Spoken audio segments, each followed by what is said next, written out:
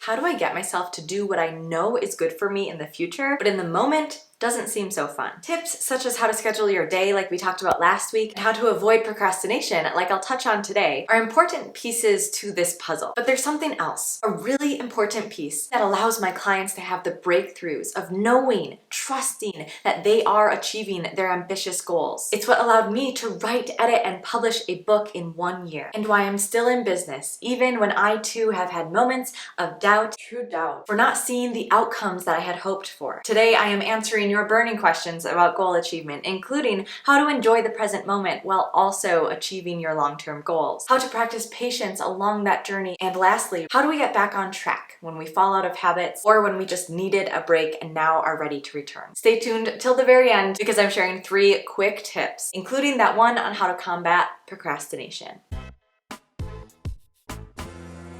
Question number 1. How do I get myself to do the things I know are good for me long term, but in the moment, they don't feel great? How do we enjoy the present moment, be mindful, while also having these long-term goals and working toward them? My answer is to do both. And before you say that's impossible, have you ever eaten a bowl of ice cream and then thought, wow, I could really eat another full bowl of ice cream, gone to the freezer, made yourself another full bowl, ate it, and then did not feel good at all? Not that that's an experience I'm pulling on personally. This is a great example of when we think we're doing a desire when actually it's not our real desire.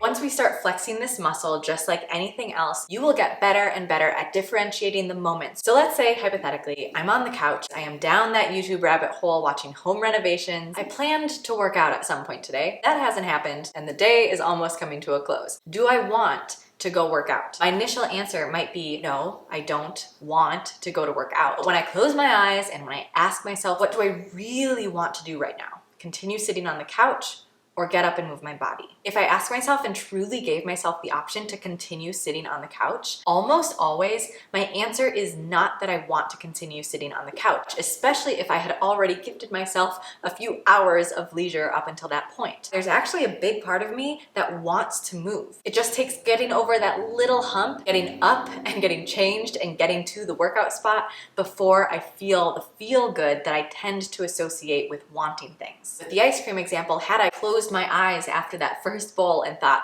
do I really want another bowl of ice cream? Imagine myself tasting it, imagine myself scooping up another 3 big scoops of chocolate peanut butter ice cream.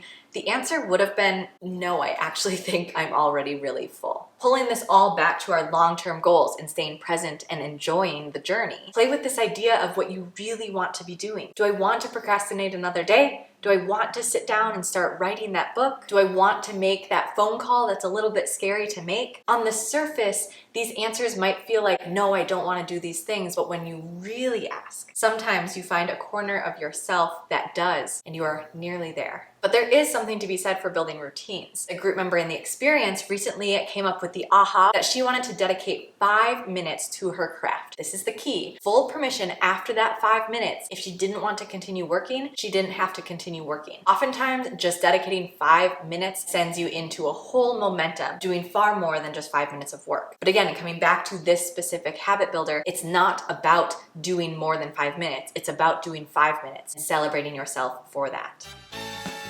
And the last thing I'll say about this, sometimes I hear my clients or I hear myself think that we have to put so much effort and so much force and structure into achieving our goals, when actually what I see work every day with my clients is setting an intention and having it top of mind in some way, and then trusting that you will follow through with that. At some point, it feels far worse to know that you have avoided this thing than it does to get through that hump of friction to sit down and do the dang thing. So write a sticky note, create a vision board, create something that reminds you of the goal, and create opportunity for you to get into the flow and work toward that long-term goal. You found the balance between enjoying the present moment and working toward your long-term goals. Sometimes when my clients get to this part of the process, the next thing that arises is impatience. And I've been there just as much as any of you. There are goals you want, and that's why you've built these habits in the first place. And for some time, the hope and the excitement and the momentum is enough to carry us forward. But sometimes it takes more than a few weeks, more than a few months, more than a few years, especially if you have really ambitious ambitious goals. This is a conversation that came up in one of our group coaching calls. How can I trust that I'm making progress when the progress I thought I was going to be making hasn't happened yet? At this point, it's not just about maintaining the habits and the actions, it's about maintaining the mental strength. So here's what I've seen work. Hone in on stage 6 of the decision-making process: to celebrate. Celebration is something that we often leave until we've achieved the ambitious goal in front of us, or even the big mile markers that prove we are on our way there. I encourage you, at least try this on and see how it changes things for you, to celebrate no matter what. If you're even asking this question, hey, I've built this habit and I'm doing the routines, why am I not seeing the outcome?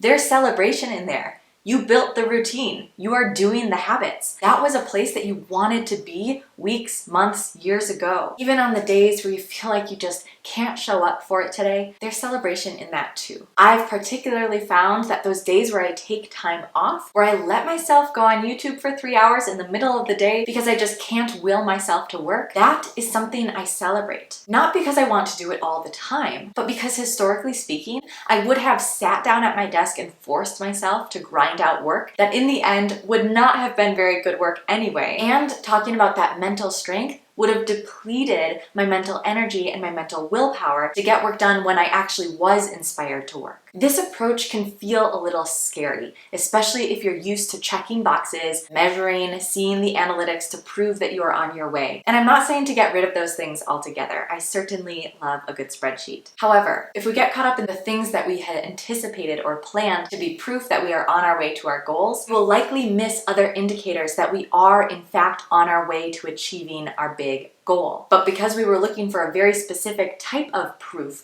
we miss the other proof that exists. Therefore, we get down on ourselves because we don't think we're making progress when actually we are making progress. It just looks different than we thought it would look. I'll use a personal example. When I first started my business, I thought one-on-one coaching was going to be the thing. So I set a goal. I would love to work with 8 to 10 women to support them to achieve their goals, to get rid of those limiting beliefs, and to go after what is authentically theirs. Today, my one-on-one client roster is more around 4 to 5. Old me, if I was only looking at that number as proof that I was making progress and achieving my goal of running a successful business, would say I'm failing. I could go into a whole spiral that it's been so many years and I've had this goal and what has gone wrong. But the truth is, I wasn't anticipating opening a group coaching program when I set that original goal. But let's take this even a step further, because all of that is still caught up in the numbers. There's a whole perspective out there that when you set goals, the only reason you set them is because you think they will make you feel good. You think those goals will take you to where you want to be, to a life of happiness and success and ease. So think back to when you set that goal. Get to the feeling of it, and then notice when you feel that throughout your days and weeks and journey along toward that goal. Or maybe you get to that feeling through a completely different avenue. So it doesn't even matter that the goal, the number happened. It's coming back to, wow, I do feel expansive. Wow, because I shifted my mindset about money, I am able to be generous. I am able to spend and receive in alignment with my values, which is what I wanted in the first place. With all of this, of course, there is balance. We can use our spreadsheets and we can use our feelings. We can set numerical goals and also have a way to refer back to and consider the feelings that we assume those goals will provide.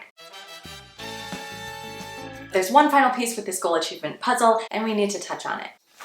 How do we get back on track? What happens when your schedule, when your habits, when your momentum comes to a screeching halt or is interrupted by something like the holidays? Hey Marin, do you have any practical tips for how to get back on track on those goals that you were making such good progress on before? One of my, and now my group members' favorite metaphors is seasons. Just like if you live somewhere like the Midwest, seasons are always changing. We can anticipate our goal progress will also have seasons within it. I'll use my goal of writing my first book, Ready Enough, as an example because wow, were there seasons involved in that process. There was the initial season of being really excited but having no idea what I was writing about, where to start, or how to write a book. I hired an author coach and then I really got into it. I was trying to build a habit of writing. I definitely had to lean on what we talked about just a moment ago, practice patience and celebrate even those little baby steps. And then came editing. It was one of those moments where I thought I was done and then realized there is a ton more work in front of me. So at first I tried to just grind through, just keep the momentum up. But I soon learned for me that was not happening. I felt disgruntled, I was not happy with the progress I was making, and it landed around the holiday season last year. So I took a season of rest. Here's a metaphor I used during that part of my writing journey that you are welcome to adopt on your own goal progress. Think of a time when you've put a destination into Google Maps. You're driving along and then you hit a stoplight. Does the thought come to mind, because your car is now stopped, that you will not make it to your destination? Even taking that a step further, if you arrive at a detour and you have to take an alternative road, something that wasn't in the original plan, do you believe you will no longer make it to your final destination? All of these situations are great examples of when we need to rest, literally stop our car, without compromising our belief and our will to continue on the journey. Now, just like when you're at a stoplight and you are late for an appointment, or you're sitting in a traffic jam and you did not want to be there for a full hour,